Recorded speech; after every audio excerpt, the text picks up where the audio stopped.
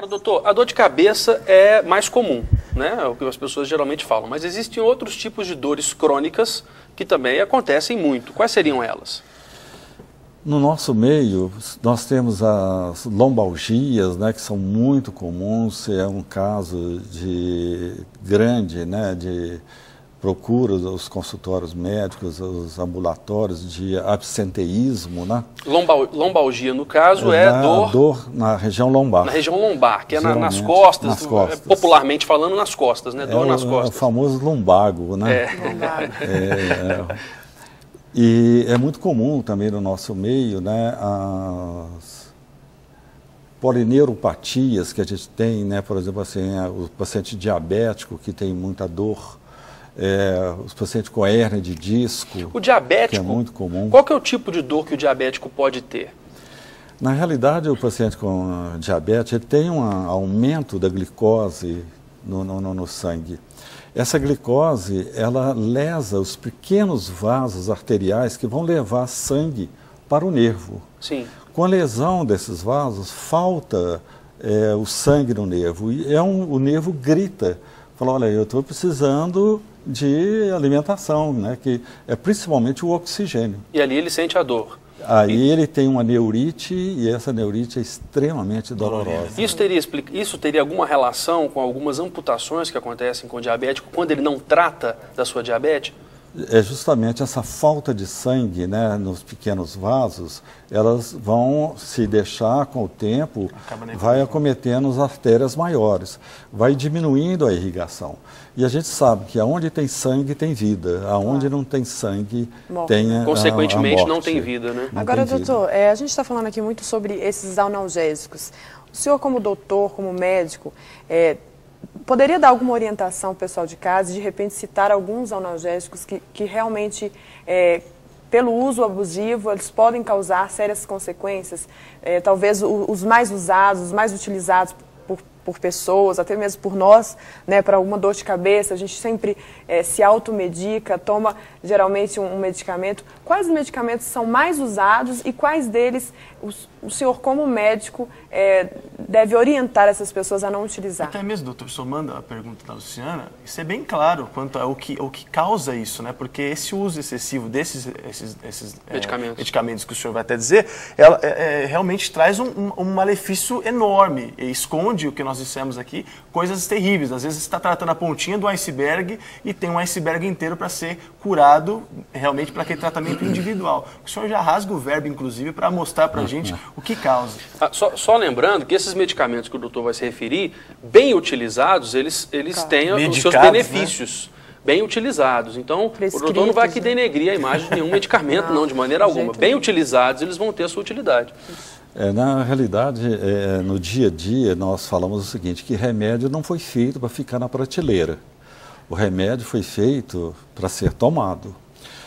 Uma boa medicação, uma boa indicação, né, daquele remédio, aquele remédio pode, inclusive, salvar vidas. Sim. O que nós temos que ver, na realidade, é o tipo de dor que o paciente está sentindo.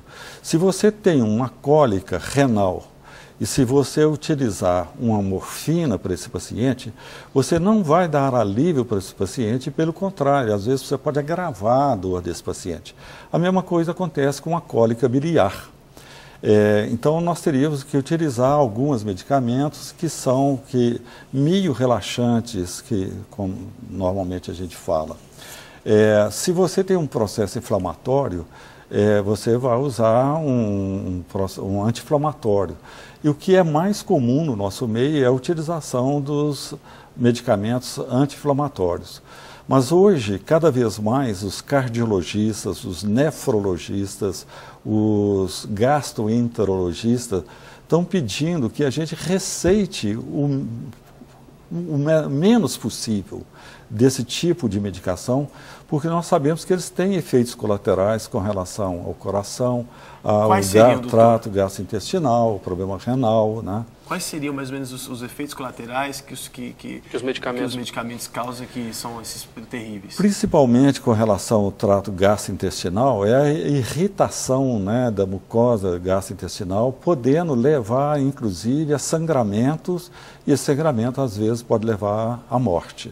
Nós temos relatado na literatura vários casos de pacientes que tiveram uma hemorragia gástrica, que não foi socorrida a tempo e que veio a falecer. Agora, assim como a neosaldina, a aspirina, que são medicamentos comuns, que a gente compra na farmácia e toma, Tandrilax. Qual que é o medicamento mais utilizado nesses casos gastrointestinais? Quando a pessoa chega na farmácia e fala, me dá um medicamento assim. Qual que é, geralmente, o mais popular? Ou não tem? Não, geralmente não tem, porque hoje nós temos uma gama muito grande desses tipos de medicamentos. Do gastrointestinal. Mas os principais que a gente sabe, a próprio ácido acetilsalicílico, né, que a aspirina, ela pode dar esses tipos de efeitos colaterais. Reação, né? É aí que eu queria chegar na pergunta, que é o seguinte, é um medicamento tão comum do nosso dia a dia, esses que aspirina, neosaldina e tal, e a gente acaba tomando para tudo.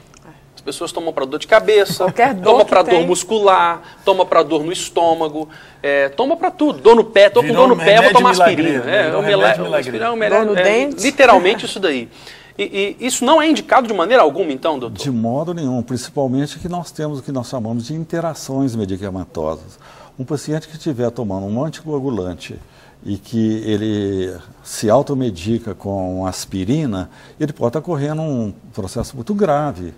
Ele pode ter uma hemorragia, uma epistática, uma hemorragia pelo nariz, ele pode ter uma hemorragia através do trato gastrointestinal baixo, né? Às vezes ele tem uma hemorroide, essa hemorroide pode sangrar. Então são várias coisas que podem acontecer. O ideal é que a pessoa procurasse um médico e que o médico pudesse orientá-la. Mas nós sabemos que isso é quase que utópico. Sim. Porque quando a gente tem qualquer coisa, a gente procura normalmente uma automedicação. Aliás, as propagandas de remédio, né, doutor? Parece propagandas de aquisição. Tome esse remédio. Ele de hotel, né? De hotel. Parece propaganda de hotel, de férias. Margarina, pessoa, né? Voando assim e tal, aquela coisa toda acontecendo. O que é mais engraçado, né, é que a mídia mostra o seguinte, falou, olha, se você tomar esse remédio e não resolver, então procura um médico. Mas antes você tem que escolher. Que é justamente o Quando contrário. deveria ser o contrário. Seria o contrário, né?